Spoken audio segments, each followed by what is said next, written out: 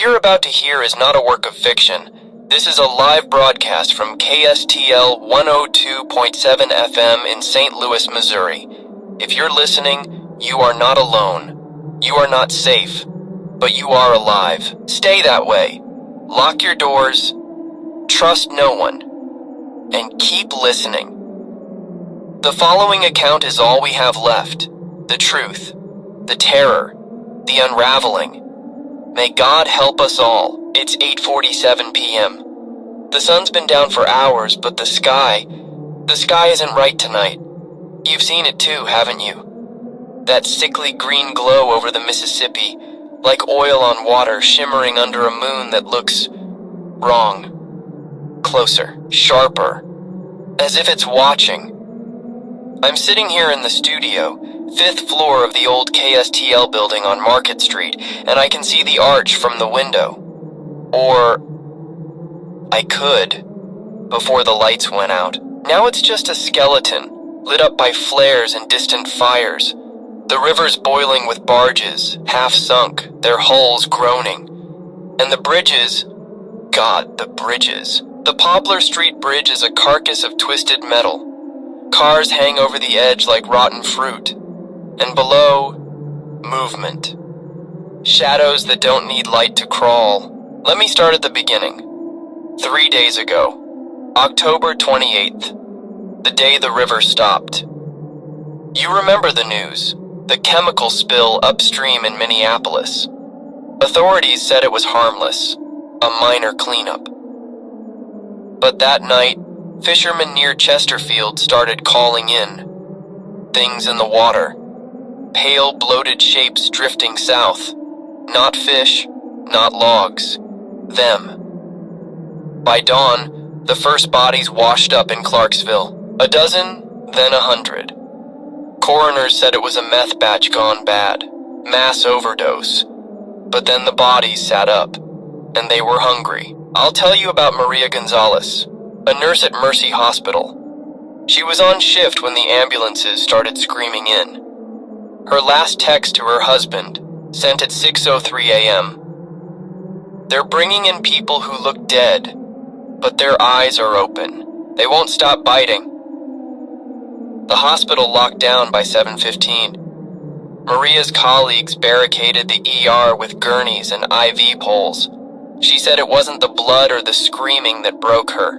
It was the silence when the power died. The things outside the doors, they didn't breathe, just scratched. Maria's alive, for now. She's holed up in a supply closet, using a phone with 12% battery to refresh a dead CDC website. She says she can hear them shuffling past, their mouths clicking, always clicking, like beetles in a jar. And then there's the Callahan family, tourists from Omaha.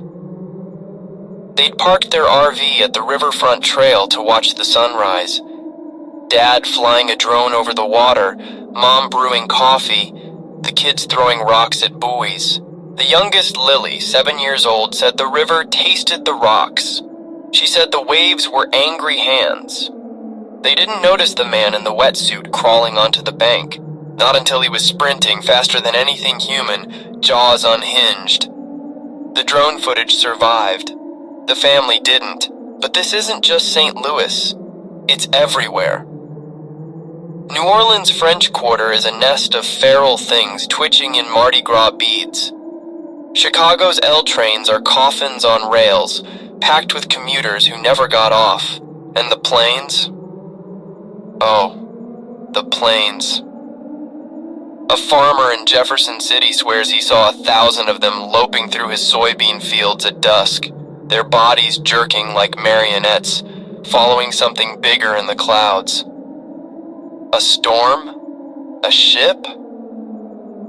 He didn't stick around to ask. Here's what I know. The Mississippi is their highway, their veins. They're clotting in the tributaries, bubbling up in creeks and sewers, and they're changing. Early reports described shamblers, classic Romero stuff. But last night, a National Guard unit near the MacArthur Bridge radioed in. Something new. Fast. Quadrupedal. Bones jutting through skin like splintered antlers. They called it the Stalker. It took out 6 armored Humvees before vanishing into a drainage pipe. The guard's last transmission: "It's learning, it's hunting. They're not dead, they're evolving." And the sounds, you've heard them. That low hum vibrating through the walls like a subwoofer buried deep underground. Some say it's the river itself, poisoned and singing. Others say it's coming from the arch, because yeah, the arch, it's pulsing. A maintenance worker trapped in its base reported metal throbbing like a heartbeat, the elevators dripping black fluid, then his feed cut to gargling. I don't know what's next. The president's been off air for 18 hours.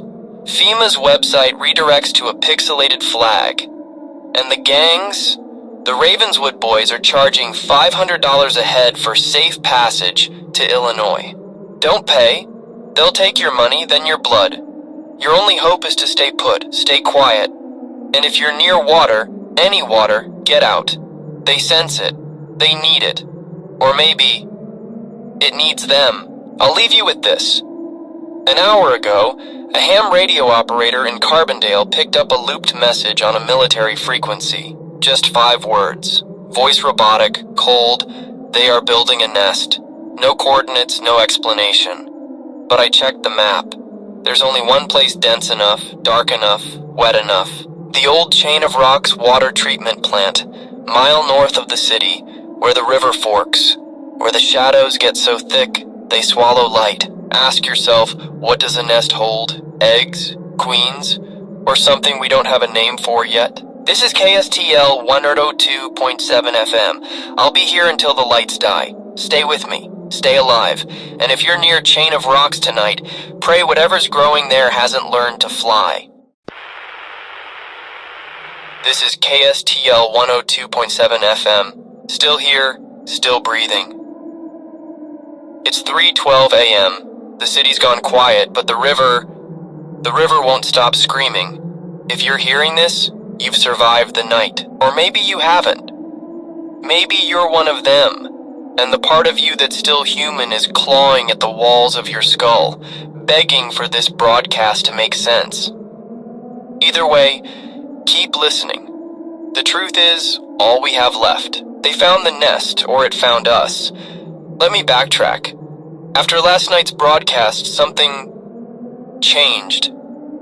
That hum I told you about? It's louder now. Not in your ears, in your bones. Feels like the whole city's vibrating, like we're stuck in the throat of some colossal beast. And the arch, God, it's not just pulsing anymore. It's bleeding. Black oil seeping down its legs, pooling in the streets. A group of Red Cross volunteers tried to get close. Their body cam footage hit Twitter before the grid collapsed. The oil, it moves. Crawls uphill. Clings to skin. 1 second, a medic's wiping it off her arm. The next, she's convulsing, her veins bulging black as printer ink. The video ends with her standing back up, eyes milk white, whispering, "The river is the key." Over and over. The river is the key. But let's talk about the nest. Chain of Rocks. Earlier tonight, a barge captain named Reggie Dupree floated past it on what was left of his rig. He'd been hiding in the engine room for days, surviving on raw catfish and radiator water. He said the water treatment plant smokestacks were glowing faintly blue like the inside of a jellyfish, and the air, sweet, rotting fruit, sweet. He radioed in, voice shaking. They're stacking bodies, like cordwood, hundreds of them, maybe thousands. And there's something in the middle, a tower of bones and wire, humming, and the things around it, they're not eating, they're building. Then static. Reggie's signal died mid-sentence. Whatever's at Chain of Rocks doesn't want witnesses. Here's another story. Remember the Ravenswood boys? The gang selling false hope? Their leader, a kid named Dex, 19 years old with a snake tattoo coiled around his neck, stumbled into the KSTL lobby 2 hours ago. Half his face was gone, not bitten, dissolved. like acid rain got him. His last words, "They're using the tunnels, the old Prohibition tunnels under Laclede's Landing. They're farming us, herding survivors into the dark. Something down there's milking us like cows." He wouldn't say what milking meant, didn't have to. The way his remaining eye kept darting to the vents. I think we all know. And the sky, look up if you dare. Those aren't clouds, it's a swarm. Birds, bats, maybe something else, swirling in perfect synchronicity above the arch. A biologist from Wash U called in before the phones died, said it's a superorganism, a single mind controlling thousands of bodies. She compared it to army ants. But ants don't dive bomb streetlights, don't peel open steel doors with their beaks. I've got an update on Maria Gonzalez, the nurse trapped at Mercy Hospital. She's alive. Barely. Her phone died an hour ago, but not before she sent out a final voicemail. They're inside the walls. The thing in the morgue, it's growing. Looks like a beehive made of meat. And the babies are crying again. But it's not a baby. It's mimicking. It's learning. God, it's... The message cuts there. Maria, if you're somehow hearing this, I'm sorry. We're all sorry. But this isn't just our nightmare. It's everywhere. A fisherman in Baton Rouge reported the Gulf of Mexico boiling, with pale, spiny things that crawl on the ocean floor. In Denver, a skyscraper collapsed after residents said the concrete melted like wax. And the Appalachian Trail, those hikers you've seen on the news, the ones with the GoPro footage of the forest breathing, they weren't crazy. The trees are alive, not metaphorically. Their roots are squirming, strangling campers in their tents. One video shows a birch tree split open like a pod, spilling out a humanoid shape with too many joints.